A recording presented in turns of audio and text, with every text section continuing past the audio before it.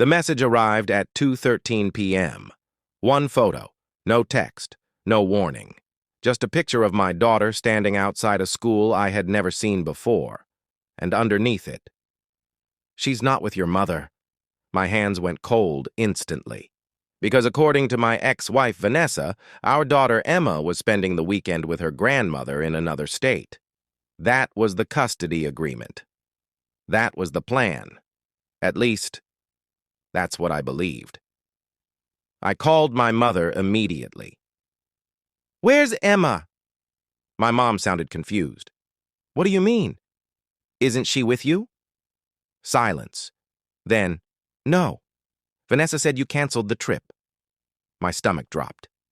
3 years earlier, Vanessa destroyed my life so perfectly that even I almost believed I deserved it. She told the court I had anger issues, told friends I gambled away our savings, told everyone I scared Emma constantly. None of it was true. But calm lies sound believable, especially in court. I lost my business, my house, and half custody of my daughter. Worst of all, Emma slowly changed around me. She became careful with her words, quiet, like someone was teaching her not to trust me. Still, I knew my daughter loved me, because every Sunday night before going back to Vanessa, she hugged me too tightly, like she didn't want to leave. I looked at the strange photo again. Emma wore the blue backpack I bought her 2 weeks earlier. Behind her was a school sign, St. Guillard Academy. But one detail bothered me more than anything. Emma looked scared, not crying, not hurt, scared. Then another message arrived. "Your ex-wife is lying to you." I called the number immediately. No answer. A final message appeared. "Check Emma's iPad." I drove home fast. Emma left her old iPad at my apartment months ago. The battery barely worked. I charged it while my heart pounded so hard I thought I'd pass out. Finally, it turned on. Most apps were locked, but the Notes app opened. Dozens of journal entries appeared. Only one wasn't password protected, the newest one. I opened it slowly, and suddenly, my entire world changed. "Mom says I shouldn't tell Dad about David." That was the first line. I kept reading. "Mom gets angry when I ask questions. David sleeps over sometimes. I heard them talking about moving. Mom said Dad would ruin everything if I told him." My chest tightened harder with every sentence. Who the hell was David? Then I reached the final entry. "Mom said we might disappear soon." Disappear. That word nearly stopped my heart. I called Vanessa immediately, straight to voicemail. Again, nothing. Then finally she texted back, "Don't bother us this weekend." Us, not Emma. Us. That was the moment real panic hit me. I opened Find My iPhone connected to Emma's old iPad. One device still shared location. Her AirPods. The location flashed active for 1 second before disappearing. But I saw enough. Phoenix, Arizona. Vanessa told everyone she was in Chicago. I called police, then my lawyer. Nobody cared. "She has custody rights." You could be overreacting. Overreacting. That word made me sick, because deep down, I knew something terrible was happening. At 11 p.m., another message arrived from the unknown number. This time it was a video, 5 seconds long. Emma sat silently inside a car at night, staring out the window. Then a man's voice came from the driver's seat. "Don't send that to him." The video ended instantly. My blood turned cold, because I recognized that voice immediately. My older brother, Mark. The same brother who testified against me during the divorce. The same brother who told the court I had anger problems. The same brother who suddenly became very close to Vanessa afterward. I replayed the video over and over until I noticed something hidden in the car window reflection. A motel sign, barely visible. I zoomed in carefully, and my stomach dropped. I recognized the place instantly. Only 40 minutes away from me. I drove there before sunrise while rain hammered the windshield the entire way. When I reached the motel, I saw Vanessa's car parked outside room 12. Beside it, my brother's truck. I walked toward the room slowly. Then I heard Emma crying inside, and Vanessa whispering, "If your father finds us, everything is ruined." Before I could react, the motel door suddenly opened. Emma looked directly at me, terrified, relieved, and then she screamed, "Dad, they took my passport!" The second Emma screamed those words, everything exploded. Vanessa spun around in panic. My brother Mark rushed toward the door, but Emma ran straight into my arms, crying so hard she could barely breathe. Dad, please don't let them take me." My heart shattered. I held her tightly while staring at both of them. What the hell is going on? Vanessa recovered first. Fast. Too fast. "She's confused," she snapped. "You shouldn't even be here." Emma grabbed my shirt harder. "No, don't leave me." That fear in her voice was real. Not fake, not coached. Real. Mark stepped forward calmly like he always did. "Take it easy, Ethan." I nearly lost control hearing him say my name so casually. "My daughter says you took her passport."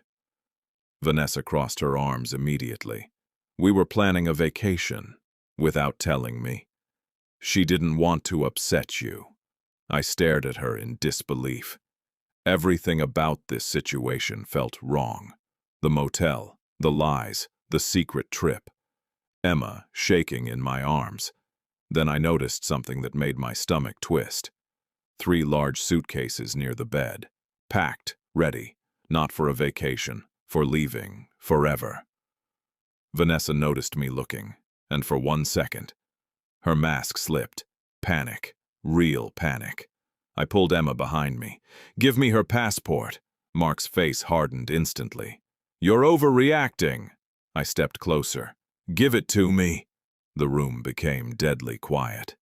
Then Emma whispered something that changed everything. She heard them talking about Brazil. Vanessa's face went pale. Mark looked furious. And suddenly I understood. They weren't taking a vacation. They were planning to disappear with my daughter. Completely. Forever. I immediately pulled out my phone. "I'm calling police." Vanessa grabbed my arm hard. "You do that and Emma gets hurt." The second those words left her mouth, even Mark looked shocked. Vanessa realized it too late, because Emma started crying harder. "You said Daddy would never find me." Silence filled the room. Heavy. Awful. Then Mark suddenly snapped at Vanessa. "Stop talking." That's when I realized something important. This plan wasn't falling apart because of me. It was falling apart because they stopped trusting each other. I slowly backed toward the door with Emma behind me. But Mark blocked the exit instantly. "No one's leaving." My blood ran cold. "You serious right now?" "You already ruined enough," he said quietly. Ruined enough. That sentence hit me hard, because suddenly, everything started making sense. Mark didn't just help Vanessa after the divorce, he helped create it. The fake stories, the court testimony, the custody battle, all of it. I looked directly at him. "How long?" He didn't answer. Vanessa did. "Almost 4 years. 4 years." My chest tightened so hard I could barely breathe. My own brother slept with my wife while sitting at my dinner table pretending to love me. Emma suddenly pulled on my sleeve. "Dad!" She pointed toward the bathroom slightly. The door was open just enough for me to see something inside. A stack of documents, passports, tickets. I moved fast. Mark grabbed my shoulder, but I shoved him away and ran inside. My hands trembled as I opened the folder. 3 passports, Vanessa's, Mark's, Emma's, and plane tickets for São Paulo leaving the next morning. No return flight. I turned slowly toward them. Vanessa looked completely cornered now. But Mark looked angry, not scared. angry. Then he said something I'll never forget. "You were never supposed to find us." The way he said it, cold, emotionless, like I was the problem standing in the way of their perfect life. Emma started crying again. "I want to go home." That finally broke me. I grabbed the passports and pulled Emma close. "We're leaving." Mark stepped in front of the door again. Then suddenly, a loud knock hit the motel door. Everyone froze. Another knock. "Police department." Vanessa's face lost all color instantly. Mark cursed under his breath, and Emma squeezed my hand tightly while whispering, "Dad, Mommy told me if police came I should lie about you." The entire motel room went silent after Emma whispered those words. "Mommy told me if police came, I should lie about you." Vanessa looked frozen. Mark slowly stepped away from the door. Then the police knocked again. "Open the door!" My heart pounded hard, while Emma held my hand tightly. Vanessa suddenly dropped to her knees beside Emma. "Baby, listen to me carefully," she said softly. "You know Daddy gets angry sometimes, right?" Emma immediately moved behind me. That tiny movement said everything. The officers entered seconds later. 2 cops, 1 female officer, 1 older detective. They looked around the room carefully. The suitcases, the passports, the crying child, the tension. Nothing about it looked normal. Vanessa forced tears instantly. "He followed us here," she cried. "My daughter is terrified of him." The female officer looked toward Emma gently. "Honey, are you okay?" Emma stayed silent for a second. I could feel her shaking beside me. Vanessa stared at her intensely, like a warning, like a threat. Then Emma whispered, "I want to go home with my dad." Everything changed. Vanessa's face completely collapsed. The detective slowly took the passports from my hand and checked the tickets. "One-way international flight," he asked coldly. Nobody answered. Then Emma suddenly pointed at Mark. "He said Daddy would never find me." The room became deadly quiet. Mark looked stunned. Vanessa started crying harder, but now it looked fake, desperate.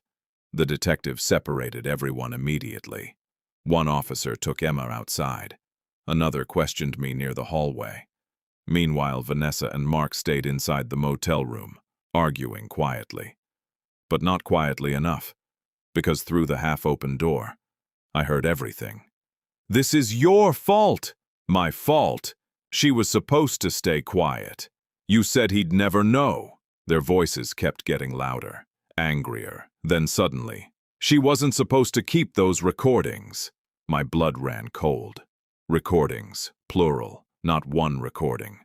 More, way more. Before I could think, Emma tugged my sleeve outside. "Dad." Her small hands trembled as she opened her backpack. Inside was her old pink tablet. I hid it from Mommy. I unlocked it carefully. Then my stomach dropped. Dozens of audio files, dates, months of recordings. Emma had secretly recorded arguments for nearly a year.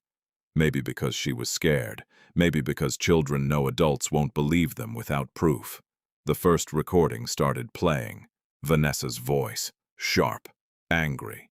"You ruined everything telling your father about Mark." Then Emma crying softly. Another recording. Mark speaking. "Once we move, Ethan won't ever see her again." Another and another. Every file destroyed another lie. But the final recording nearly stopped my heart. It was recorded 3 weeks before the divorce. Vanessa laughing softly, then Mark asking, "What if the court doesn't believe you?" And Vanessa answered calmly, "They will. Men like Ethan always lose once you call them dangerous." I couldn't breathe after hearing that. My entire life was destroyed by a plan they created together. Then suddenly the motel room exploded with shouting again. An officer rushed inside. Seconds later, police dragged Mark out in handcuffs. He looked furious. Vanessa looked completely broken. But even then, she still tried one last lie. She manipulated Emma against me. The detective stared at her coldly. Your daughter recorded everything herself. For the first time that night, Vanessa looked truly afraid. 3 months later, the courtroom was completely silent as the recordings played through the speakers. Nobody looked at me anymore. Now they looked at Vanessa, the judge, the lawyers, even her own family. Shock spread across every face while Emma's small voice echoed through the courtroom. I miss my dad. Vanessa started crying, halfway through the recordings. Not emotional crying, panic, because she finally understood the truth. The lies were over. Mark blamed her. She blamed Mark. Both tried saving themselves, but the recordings destroyed everything. Then the judge looked toward me. Mr. Carter. His voice softened slightly. I rarely say this in court, but you were failed deeply by the people around you. I looked toward Emma sitting beside me. She smiled for the first time in almost a year. A real smile. And honestly, that mattered more than revenge. Much more. As officers escorted Vanessa and Mark out of the courtroom, Vanessa suddenly turned toward Emma, crying, "Baby, please." But Emma quietly held my hand tighter and looked away. That was the moment Vanessa realized something permanent. She didn't just lose the case. She lost her daughter forever, and as the courtroom doors closed behind her, the entire room finally became silent.